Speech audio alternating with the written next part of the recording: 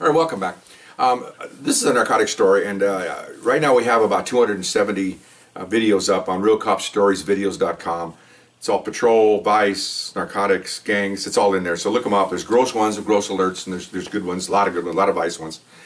This is a little thing goes on in the courtroom. Okay, I'd made an arrest out in one of the outside the city, another county, outside the county.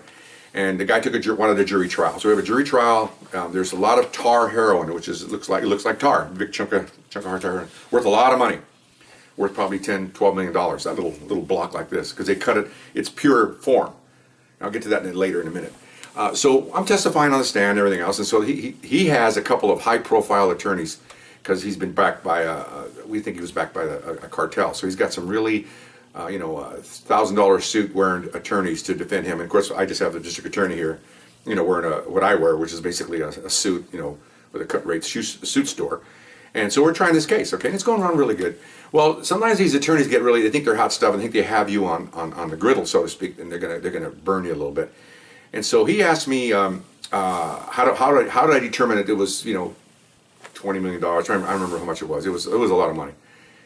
And I said, well, I have to break it down for you. And he goes, well, I don't think we need to do that. Okay, well, the judge says, oh, wait a minute, hang on a second. And the district attorney goes, Your Honor, I object to this. And so they had the jury, all this stuff, sometimes when they don't want a jury to hear anything, they excuse them, then they have a big discussion behind out of the jury's earshot, so it doesn't affect them, doesn't influence them.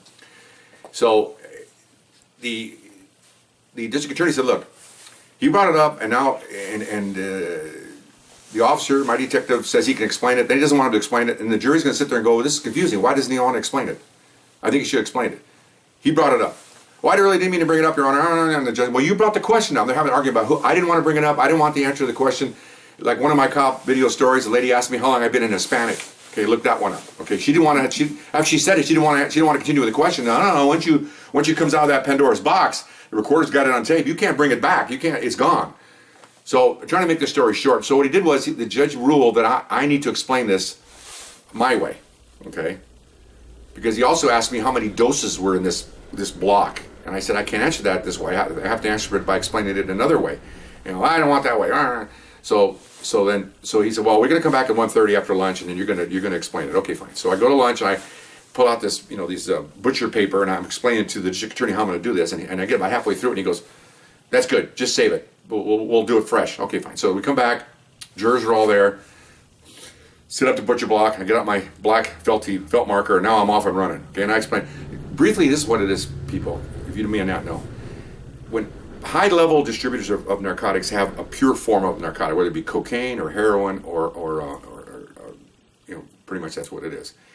The block is pure. In other words, meaning that it's probably 90% plus of the drug. You cannot use this drug, okay? You take a pinch of that and smoke it, you're going to die. That's how people overdose. The drug's too strong for you able to handle it. So the way you break it down is you cut that in half with a filler. So you have a block, say a pound, and you added filler, now you got 2 pounds, but the percentage is 50%. See what happened there?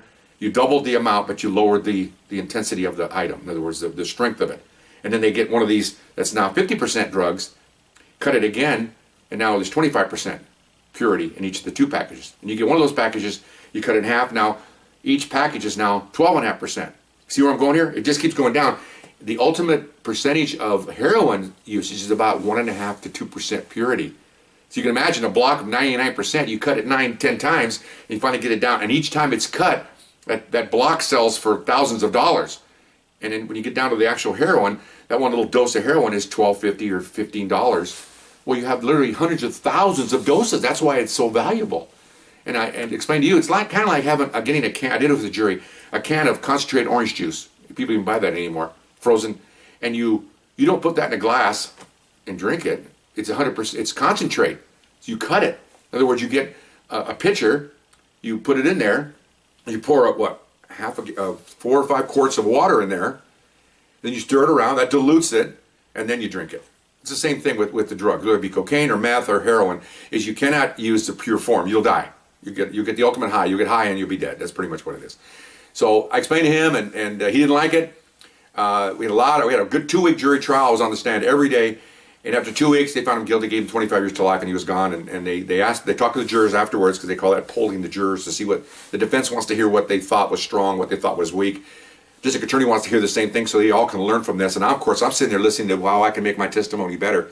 Well, it was all just praises for me. I was embarrassed, because they thought I did a tremendous job, especially, and what did two of them say?